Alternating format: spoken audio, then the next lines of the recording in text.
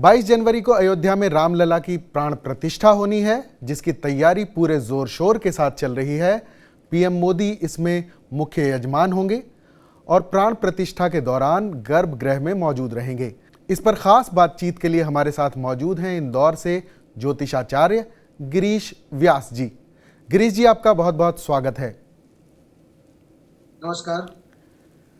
गिरीश जी, आपसे ये जानना चाहता हूं कि मैं ये जो प्राण प्रतिष्ठा का जो कार्यक्रम है, इस दौरान जो प्रतिमा होती है उसकी आंखों पर जो पट्टी बांधी जाती है वो किस लिए बांधी जाती है, क्या वजह है उसके पीछे, इस पर थोड़ा प्रकाश डालिए प्लीज। कि हमारे यहाँ जो परंपरा है, अंशी और अंश की परंपरा है। अंशी अंशी अर्थात जो जो तत्व है और उसका जो कण बिंदु है वहां से हमें प्राप्त होगा। तो हमारे यहाँ जो तेज पुंज है, जो तेज है, वो हमारे नेत्रों से आता है, क्योंकि हम देखते हैं हमारी नेत्रों से ही हमें प्रकाश दिखता है ना।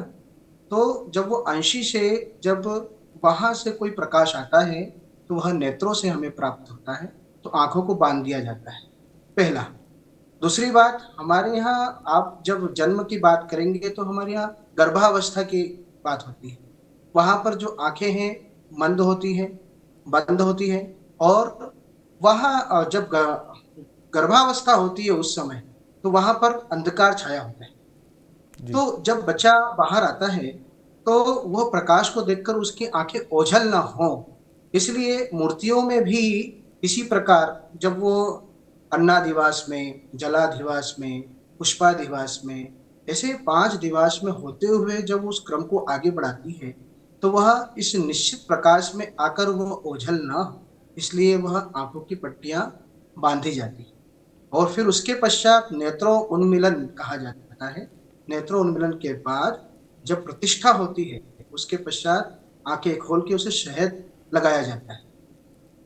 तो ये जो रामलला की प्राण प्रतिष्ठा के दौरान भी ये पूरी प्रक्रिया अपनाई जाएगी क्या? हाँ, यह प्रक्रिया अपनाई जाएगी क्योंकि यह शास्त्रीय विधि है।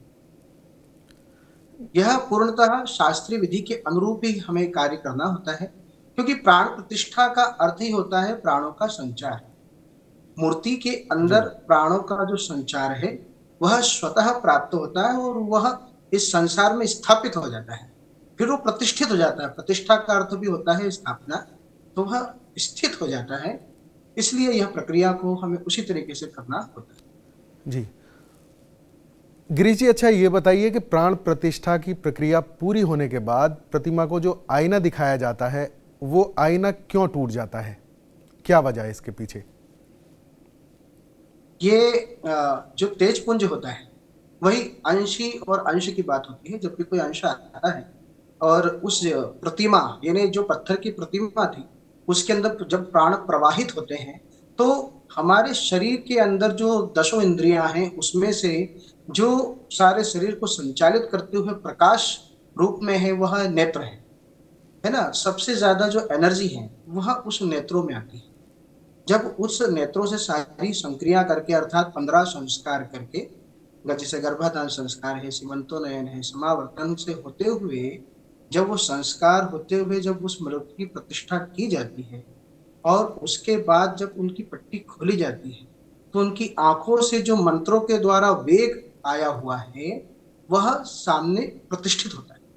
तो वह प्रतिष्ठित संसार में ना हो, जिसका अवग्रह ना बने, इसको बचाने के लिए वो कांच दिखाया जाता है। तो वो कांच देखते हैं तो जो तेज निकलता है नेत्रों से वो उस कांच पे पड़ता है तो वो कांच टूट जाता है।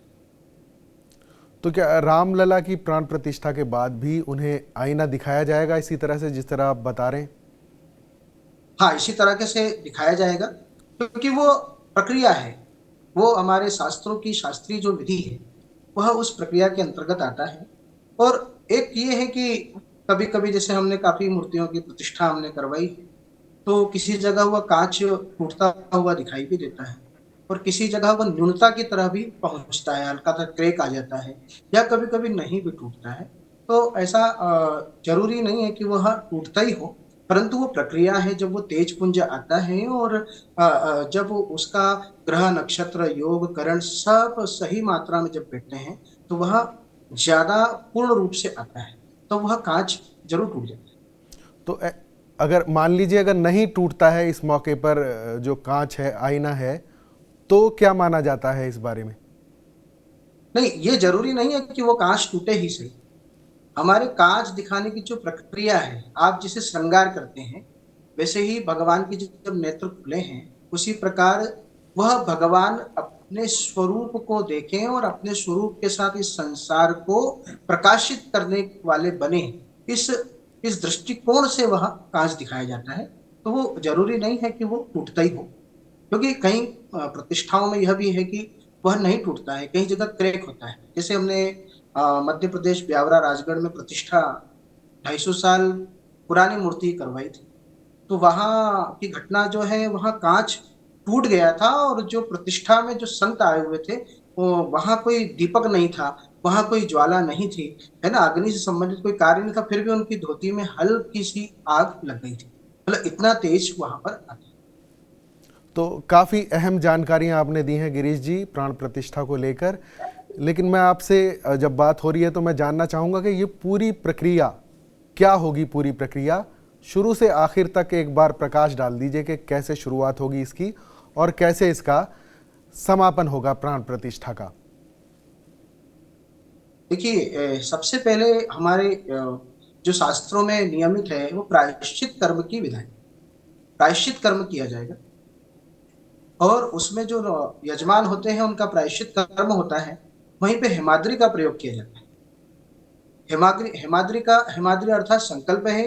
जो भी व्यक्ति वहां पात्र है, वह व्यक्ति का हेमाद्रि अर्थात पूर्व में संचित जितने भी पाप कर्म है, उसका शमन किया जाए।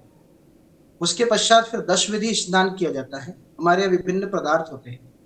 गोमय होता है अर्थात गोबर है, हिरण्य अर्थात स्वर्ण है, भस्म है, उषा है, पंचगव्य यानी गाय से निकलने वाली 5 वस्तुएं, दूध, दही, गोबर, जी। गौमूत्र और घी, इसका एक पेस्ट बनाया जाता है।